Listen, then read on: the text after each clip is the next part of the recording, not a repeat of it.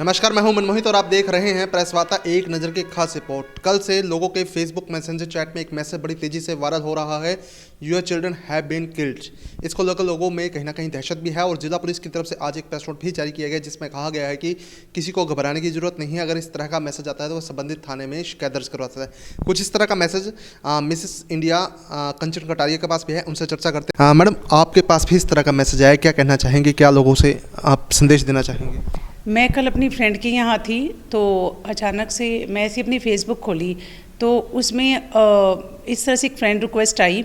तो जब मैंने फ़्रेंड रिक्वेस्ट एक्सेप्ट करने से पहले उसके अंदर अपने म्यूचुअल फ्रेंड देखे तो म्यूचुअल फ्रेंड काफ़ी सारे शो हो रहे थे। तो मैंने सोचा कोई होगी मेरी फ्रेंड या फिर कोई कॉमन फ्रेंड होगी, तो मैंने एक्सेप्ट कर ली। देन मैंने अपना फ़ोन छोड़ दिया 10-15 मिनट के लिए, मैं किसी काम में बिज़ी हो गई। उसके बाद जब मैंने दोबारा अपना फ़ोन खोला तो मतलब मेरे पैरों के नीचे ज़मीन निकल गई। मैं बहुत ही भावुक हो गई एकदम से कि ऐसा मैसेज। सबसे पहले तो मेरे माइंड के अंदर यही आया कि मेरी क्या किसी दुश्मनी है, क्यों कोई ऐसा कर रहा है या कौन ऐसा दुश्मन। देखिए, सबसे पहले हमारे माइंड के अंदर यही चीज़ें घूमती है।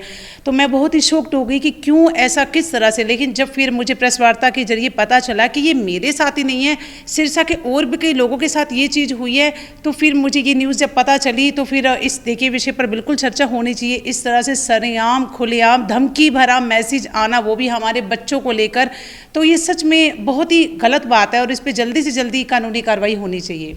मैडम, क्या लगता है इस तरह के मैसेज का मेन पर्पस क्या है? कोई ब्लैकमेलिंग वाला गिरोह है या कोई सनकी किस्म का व्यक्ति है जो इस तरह के मैसेज कर रहा है? देखिए, कुछ नहीं कहा जा सकता इस बारे में कि कोई दुश्मनी निकाल रहा है या फिर कोई ब्लैकमेलिंग कर रहा है या कोई पैसे वैसे के चक्कर में है। ये तो जिस तरह से मैसेज आ रहे हैं उसी तरह से लोगों के मन के अंदर अलग अलग तरह से सवाल भी है कि वो हमसे क्या चाहते हैं, इस तरह की बातें क्यों हो रही है।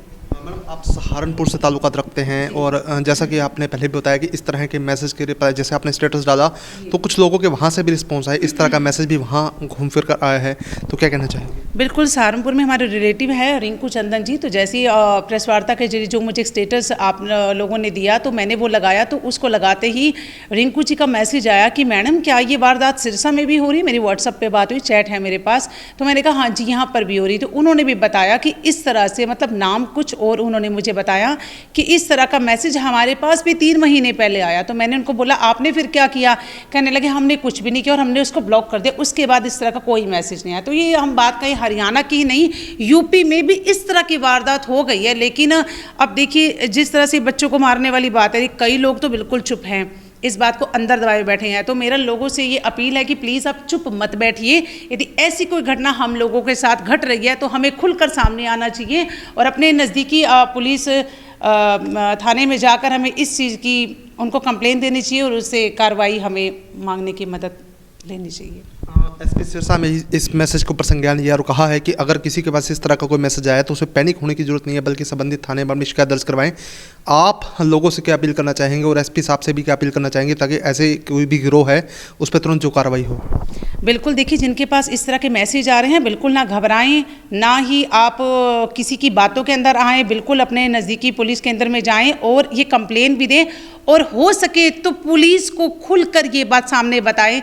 और यदि इस तरह का मैसेज आ रहा है तो आप भी आगे से बात उनसे कीजिए, देखिए वो क्या रिप्लाई करते, ताकि पुलिस को इस चीज़ में मतलब हमारी तरफ से हेल्प हो सके और ये काम जल्दी से ईजी हो जाए। और जिस तरह से आपने बताया उस तरह से बिल्कुल सही बात है कि जल्दी से जल्दी एक्शन लेना चाहिए ताकि लोगों के अंदर जो कहीं ना कहीं मेंटली और फिजिकली वो डिस्टर्ब हैं वो एक राहत भरी सांस ले। और जिस तरह से आपने बताया कि ये कार्रवाई शुरू हो गई है, उस तरह से मन में कहीं ना कहीं संतुष्टि है कि शुक्र है भगवान का कि इस काम की कहीं ना कहीं से शुरुआत तो हो गई है।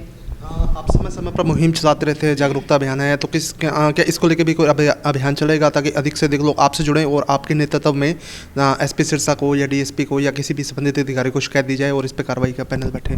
बिल्कुल, इस तरह से यदि कोई भी मेरी हेल्प चाहिए या हम लोग इकट्ठे होकर जा सकते हैं। और सबसे अच्छी बात तो ये है कि मनमोहित जी ने सबसे पहले ये न्यूज़ सिरसा के अंदर लगाई और जिन जिन लोगों के पास ये न्यूज़ थी, लोग सोच रहे थे हम क्या करें क्या ना करें, और जैसे ये न्यूज़ फर्स्ट एकदम से मेरे पास आई, मैं इस बात पर रिलैक्स हो गई कि मैं नहीं, मेरी जैसी ये वाली बातें और भी लोगों के साथ हो रही है, तो हम लोग मिलकर यदि चले तो हम बहुत कुछ कर सकते हैं और इसमें हम पुलिस की भी मदद कर सकते हैं और अपने आप को भी हम अच्छे से स्ट्रॉन्ग बना सकते हैं। बिल्कुल, ये थी कंचन कटारिया जिनसे विशेष बातचीत की है। तो आप इस वीडियो को अधिक से शेयर कर दी। हम भी आपसे अपील करेंगे कि इस तरह का अगर मैसेज आपके पास आया है तो पैनिक होने की जरूरत नहीं है, संबंधित थाने में शिकायत दर्ज करवाएं, कहीं ना कहीं उस पर पुलिस जो है तुरंत कार्रवाई करेगी। तो आप इस वीडियो को अधिक से अधिक शेयर जरूर कर दीजिए और कमेंट कर अपनी राय जरूर दीजिएगा। और अगर आपके पास भी इस तरह का मैसेज आया है तो आप कंचन कटारिया से किसी भी समय संपर्क कर सकते हैं, उनके साथ जाकर जो है संबंधित थाने में शिकायत दर्ज करवा सकते हैं। तो आप इस वीडियो को अधिक से अधिक शेयर कर दीजिए। बहुत बहुत धन्यवाद।